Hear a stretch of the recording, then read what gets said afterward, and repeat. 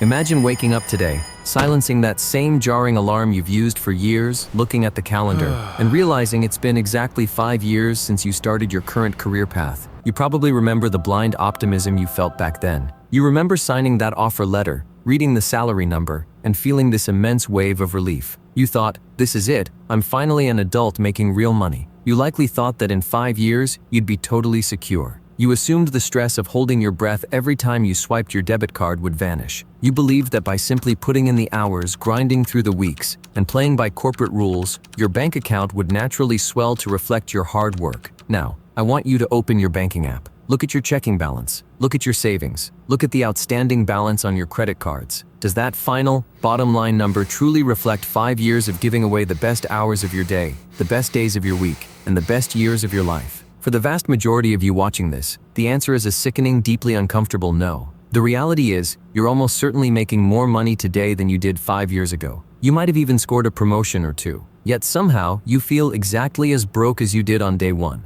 You're running faster, you're sweating more, you're carrying a massive mental load at work, and the treadmill is just speeding up to keep you pinned in the exact same financial location. This is the psychological trap of the modern middle class. We're taught to believe that the next raise will finally be the one that fixes everything. We tell ourselves that once we break 50 grand, or 75 grand, or hit that magical 6-figure mark, the anxiety will just evaporate. But the math tells a much darker, much more brutal story. Let's look at the pure, unforgiving mathematics of your salary. Let's say you're an average W-2 employee making $65,000 a year. You show up early, you stay late, you hit all your key performance indicators. At the end of the year, your manager shakes your hand, praises your work ethic, and offers you a standard 3% cost of living raise. You feel a momentary rush of dopamine. 3% feels like a victory. It feels like forward momentum. But strip away the corporate cheerleading. While your paycheck just went up by 3%, your rent jumped by 8%. The cost of a week of groceries, basic things like eggs, bread, and chicken, increased by 10%. Your car insurance premium was hiked by 12%. When the cost of keeping yourself alive and functional outpaces your wage increase, your 3% raise isn't a raise at all. It's a pay cut dressed up as a corporate reward. You're mathematically losing purchasing power every single month you stay in that specific financial dynamic. You can't out-earn bad math with a standard cost of living adjustment. It's statistically impossible. To break this cycle, you have to stop trusting your gut and start trusting the data. Your first actionable step to escaping this trap is what I call the zero baseline audit. You're going to sit down at your kitchen table this weekend, and you're going to print out the last 90 days of your bank and credit card statements. Physical paper. You need to hold the damage in your hands. You're going to buy 3 highlighters,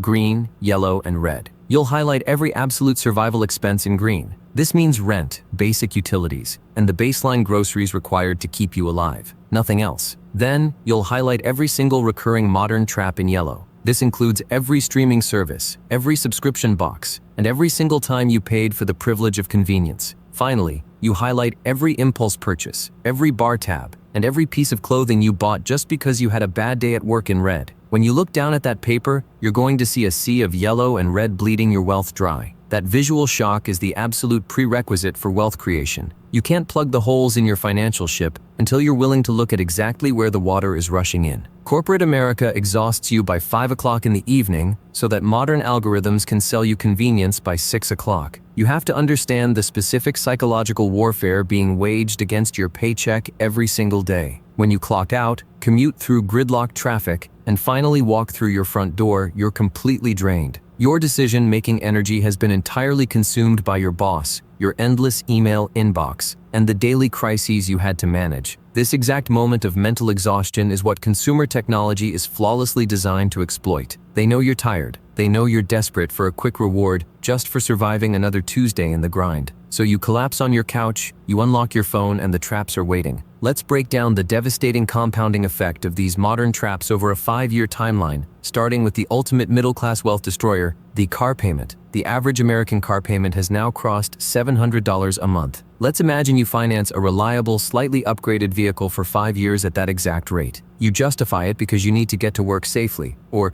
maybe you just wanted to feel a little more successful on your commute. But what's the actual math? $700 a month, over 60 months, equals $42,000 in principal dragged straight out of your pocket. Now, factor in the interest, and you're likely paying over $50,000 for an asset that's rapidly depreciating the second the tires hit the pavement. Now, imagine if you drove a paid-off, older car, and instead took that exact same $700 a month and placed it into an S&P 500 index fund, returning a historical average of 8%. Over those same 60 months, that money would grow to over $51,000 in pure liquid wealth. You're trading $51,000 of future freedom for the temporary smell of new leather and a Bluetooth dashboard. That's a life-altering wealth swing driven entirely by the desire to look successful in the company parking lot. Then we have the micro traps, the food delivery apps, and the phantom subscriptions. When you order a $20 meal on DoorDash and pay the service fee, the delivery fee, and the tip, you're paying $35 for $20 worth of calories. If you do that just 3 times a week, you're burning over $2,300 a year in pure convenience taxes. Over 5 years, that's nearly $12,000 of potential investment capital handed directly to tech companies simply because you were too exhausted to boil pasta. Add in the subscriptions you forgot about, the gym you never go to, the app you downloaded once, and you're bleeding hundreds of dollars a month without even noticing. And finally, the most insidious trap of our current era: buy now, pay later. Programs like Klarna or Afterpay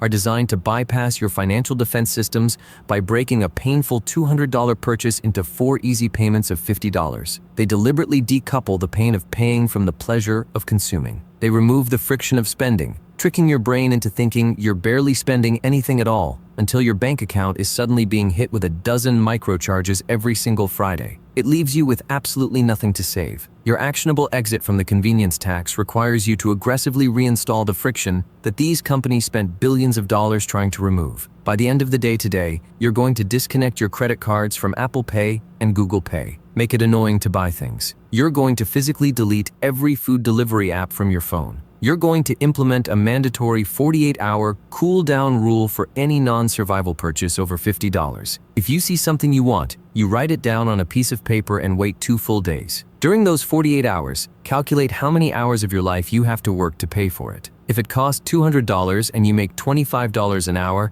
ask yourself if that item is worth 8 hours of your limited time on Earth. If you still want it and can genuinely afford it after the dopamine spike is faded, buy it. By automating this friction, you cut off the impulsive bleeding that keeps the middle class trapped. One of the greatest lies ever sold to the American worker is the concept of corporate loyalty. We're conditioned from a young age to believe that if we keep our heads down, work 10% harder than the person next to us, and stay deeply dedicated to the same company for a decade, we'll be financially rewarded. You fear the confrontation of asking for a raise. You feel a false sense of obligation to a corporation that would lay you off on a Tuesday morning via a generic Zoom call if it meant their quarterly stock price went up a fraction of a percent. If you want to build wealth as an employee, you have to treat your career with the same cold, calculating math that your employer uses to evaluate you. You are a business of one. Let's map out the massive divergence between 2 hypothetical workers over our 60-month timeline. Employee A makes $65,000 a year. They're loyal. They stay at the exact same company for 5 straight years. Every single year, they accept the standard 2% raise. They don't want to rock the boat. By year 5, employee A is making roughly $71,000. They feel safe, but they're barely keeping their head above the rising waters of inflation. Employee B also starts at $65,000, but employee B understands that the fastest way to increase their market value is to force the market to re-evaluate them.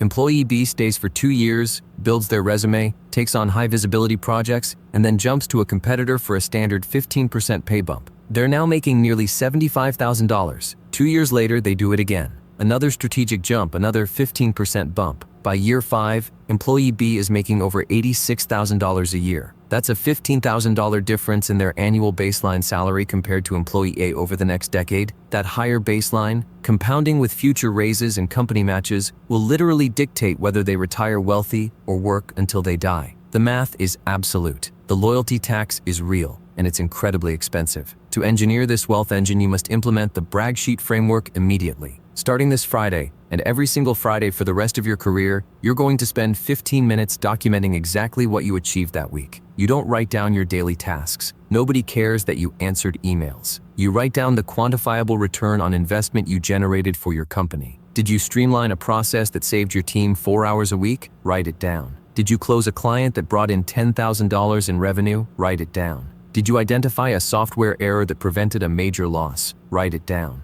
When your annual review comes around, or when you're sitting in an interview with a competitor, you don't walk in asking for a favor based on how hard you work. You walk in with a weaponized, itemized list of your exact financial value. You present the data. You look them in the eye and prove that paying you more is a mathematical necessity for their success. If they refuse, you don't get mad. You don't throw a tantrum. You simply take that data to someone who will pay you what you're actually worth. Always be silently testing the market. Leverage is the only language corporations understand. The greatest barrier to building real wealth is the profound intimidation of the stock market. The financial industry intentionally uses complex jargon to make investing seem like a dark art reserved for men in tailored suits on Wall Street. They want you to believe that investing requires actively picking the right stocks, reading complex candlestick charts, and staring at financial news all day. They want you scared, so you pay them heavy fees to manage your money. You have to shift your mindset entirely. Investing isn't a casino for rich people. Investing is a completely automated system for tired employees to duplicate their effort. You are sending your dollars out like little soldiers to capture more dollars and bring them back to you. The legendary investor Charlie Munger famously said that the first $100,000 is a but you've got to do it. Hitting that first six-figure milestone is the hardest part of the wealth journey because the vast majority of the money has to come from your own brute force savings, not from the compound interest. It's a grind, but once you cross that line, the math shifts aggressively in your favor. Your money begins to generate enough of its own gravity to attract more money. So, what's the exact math required to hit $100,000 in 60 months? Assuming an incredibly standard, historically conservative average return of 8% in a broad market index fund, like one that tracks the S&P 500, you need to contribute roughly $1,350 every single month. When you hear that number, you might feel a knot in your stomach. $1,350 sounds like an impossible mountain to climb when you're already stretched thin just trying to pay rent. But this is where the power of the W-2 employee comes into play. You have to factor in the employer match and tax advantages. Let's say you've negotiated your salary up to $80,000 using the leverage strategies we just discussed. Your employer offers a standard 4% match on your 401k. That means they're throwing $266 of completely free money into your account every single month. You don't have to work for it. You don't have to sweat for it. It's free capital. That means your actual out-of-pocket requirement drops to just over $1,080 a month. Where does that money come from? It comes directly from the $700 car payment you refuse to take on. It comes from the $300 a month you stopped giving to food delivery apps. It comes from the phantom subscriptions you finally canceled. It comes from the extra income you generated by job hopping. The math all connects. It's a holistic system.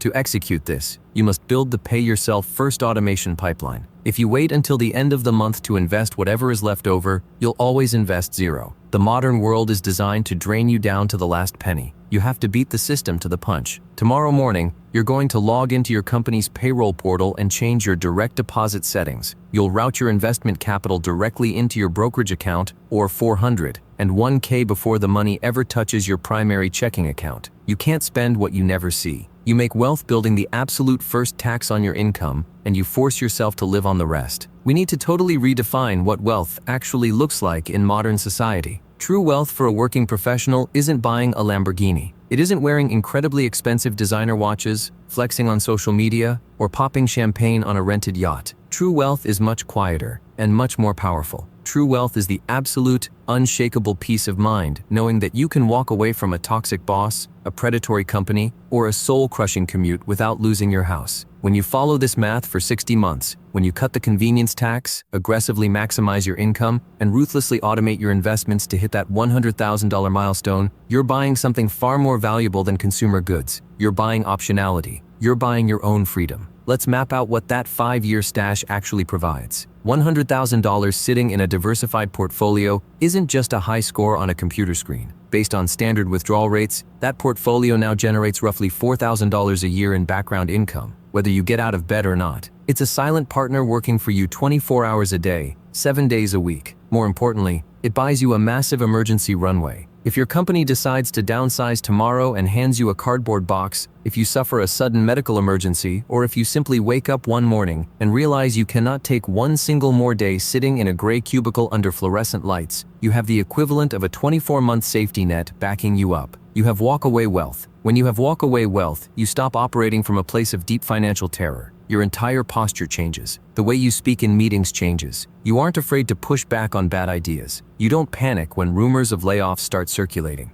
You stop being a desperate employee begging for scraps, and you become an independent operator who simply chooses to sell their time to the highest bidder. You hold the power. This is the realistic blueprint. There are no shortcuts. There are no secret crypto coins, no day trading tricks, and no dropshipping schemes that will magically fix your life by next Tuesday. The people selling you those fantasies are the ones getting rich off your desperation. Real wealth requires 60 months of disciplined, ruthless execution. It requires you to look at the math, accept the brutal reality of the system, and actively choose to build your own exit door. Your 5-year clock starts on your very next payday. Audit your baseline. Destroy your convenient traps. Document your value. Automate your escape. You have the exact numbers. You have the exact steps. The system expects you to fail. Prove it wrong. Now, go execute the plan.